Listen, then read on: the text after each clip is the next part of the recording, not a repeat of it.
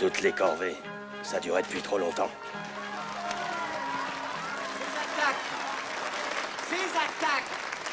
Ces attaques contre les propriétés des nobles à travers tout le pays ne sont pas de vulgaires actes de vandalisme.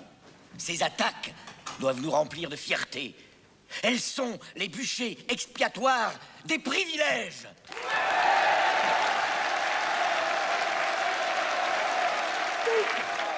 Dites au peuple que vous reconnaissez l'injustice de ces droits acquis dans des temps de ténèbres et d'ignorance.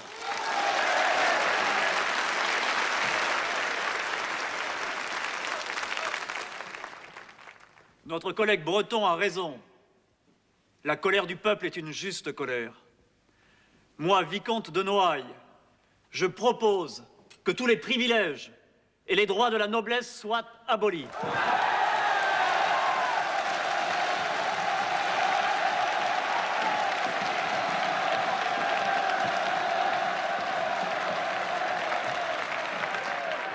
Moi, comte de Beauharnais, je propose que désormais les emplois soient ouverts à tous, nobles et roturiers.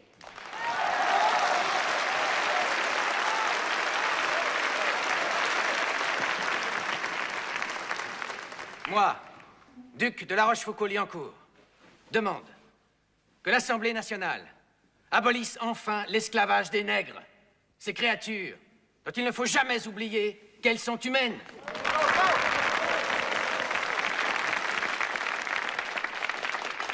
Moi, évêque de Nancy, je renonce au bien que l'Église s'est approprié injustement depuis trop longtemps. Ils se sont saoulés de belles paroles et de bonnes intentions. Et ils vont se réveiller avec une bonne gueule de bois.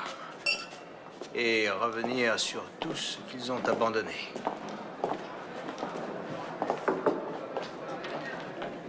Citoyens! Citoyens, écoutez-moi!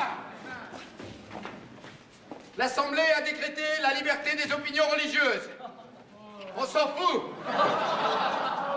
Mais beaucoup plus important, elle a aussi décrété la liberté de la presse.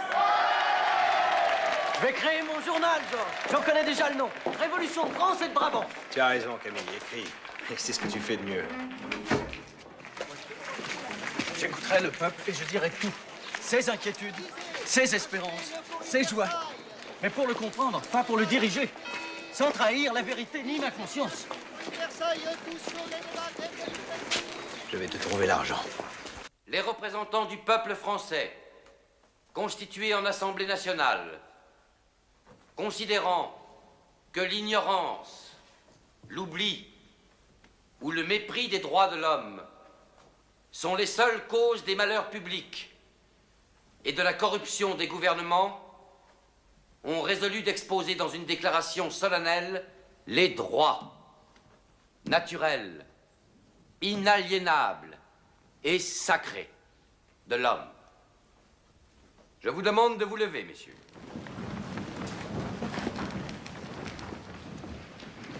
Article 1er. Les hommes naissent et demeurent libres et égaux en droit.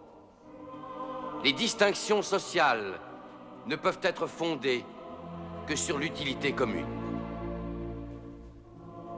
Ces droits sont la liberté, la propriété, la sûreté et la résistance à l'oppression. Le principe de toute souveraineté réside essentiellement dans la nation.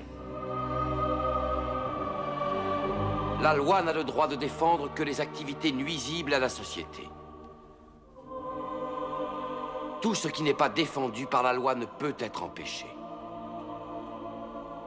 La loi est l'expression de la volonté générale. Tous les citoyens étant égaux à ses yeux, sont également admissibles à toute dignité, place et emploi public. Nul homme ne peut être accusé, arrêté, ni détenu que dans les cas déterminés par la loi.